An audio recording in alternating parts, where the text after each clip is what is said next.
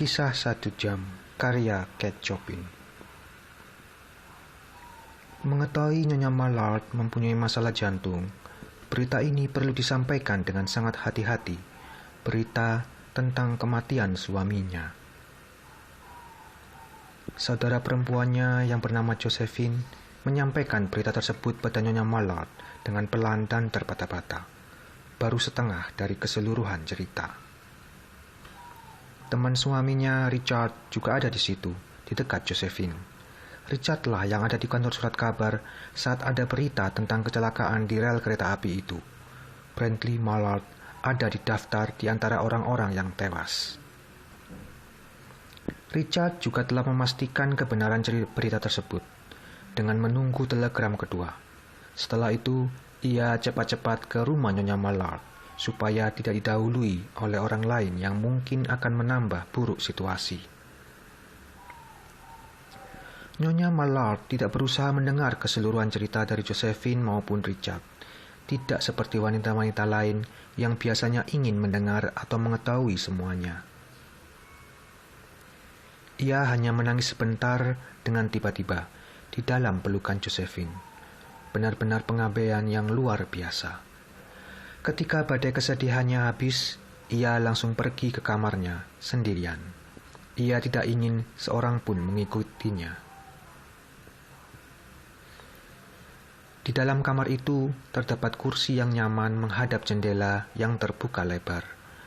Ke kursi itu, Nyonya Mallard menghempaskan tubuhnya, melepaskan kelelahannya yang mendera tubuhnya, dan tampaknya ia mencoba meraih lebih dalam ke dalam jiwanya sendiri. Ia bisa melihat melalui kotak terbuka di depannya, pucuk-pucuk pohon menjadi saluran-saluran mata air kehidupan yang baru. Hembusan napas dari air hujan terasa sangat nikmat di udara. Di jalanan, di bawah sana, seorang penjual sesuatu meneriakkan barang dagangannya. Sampai juga padanya walaupun lemah, nada-nada nyanyian seseorang di kejauhan. Terdengar juga kicau burung-burung pipit di tepi atap.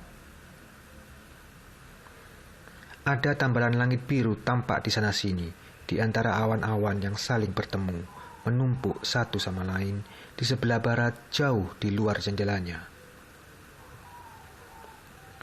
Nyonya Mallard duduk dengan kepala yang mendongak ke belakang, menyandarkan kepalanya pada bantalan kursinya, tidak bergerak, kecuali saat sebuah isakan muncul di tenggorokannya dan mengguncang tubuhnya, seperti seorang anak kecil yang telah menangis lalu tidur, kemudian tangisannya dilanjut di dalam mimpinya.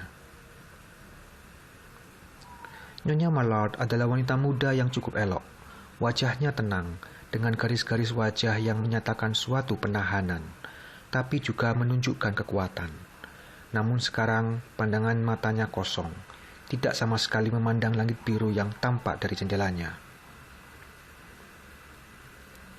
Itu tidak tampak seperti merenung, melainkan menahan diri untuk berpikir.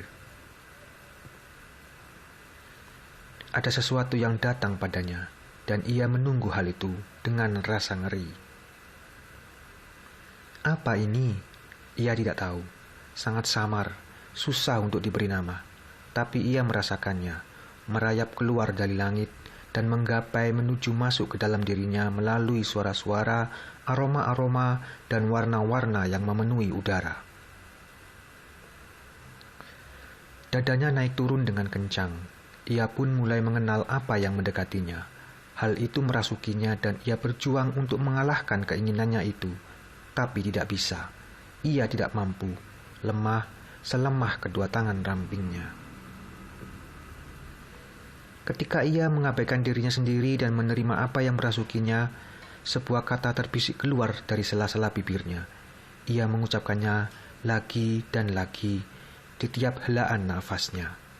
Bebas, bebas, bebas. Dari pandangan mata yang kosong, disusul dengan pandangan teror, makin tajam dan terang, jantungnya berdetak kencang, darahnya memburu, menghangatkannya, dan memberinya ketenangan di setiap inci tubuhnya.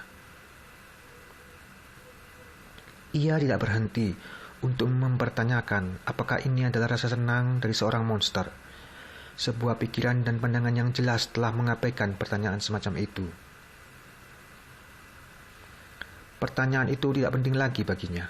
Walaupun ia tahu ia mungkin akan mengharuskan dirinya untuk menangisi sebuah jasad yang tangannya terlipat di atas dadanya.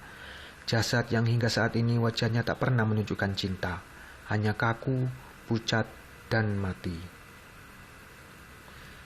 Ia tahu bahwa ia akan menangis lagi, tapi ia melihat melampaui kepahitan itu.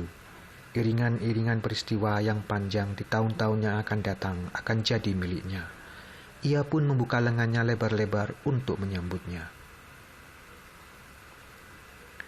Tidak akan ada lagi orang yang harus ia layani. Ia hanya akan hidup untuk dirinya sendiri.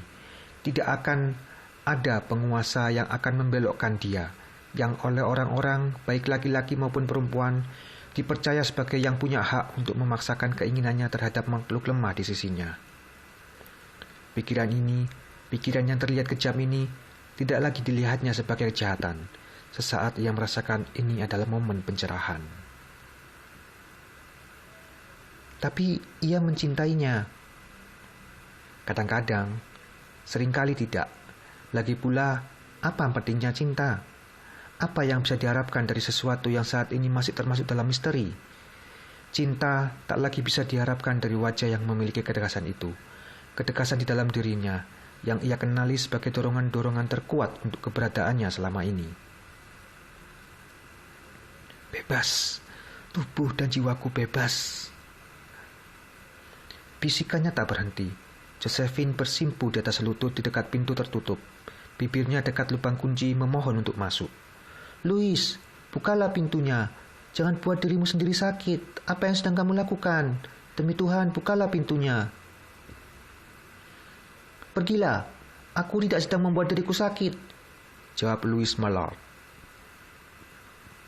Memang tidak, karena ia sedang meminum ramuan kehidupan melalui jendela yang terbuka itu. Khayalan-khayalan indahnya tentang hari-hari selanjutnya terpampang bertubi-tubi di depannya. Hari-hari musim semi, musim panas, dan semua hari-hari akan jadi miliknya. Ia membisikkan sebuah doa singkat supaya ia hidup lebih lama.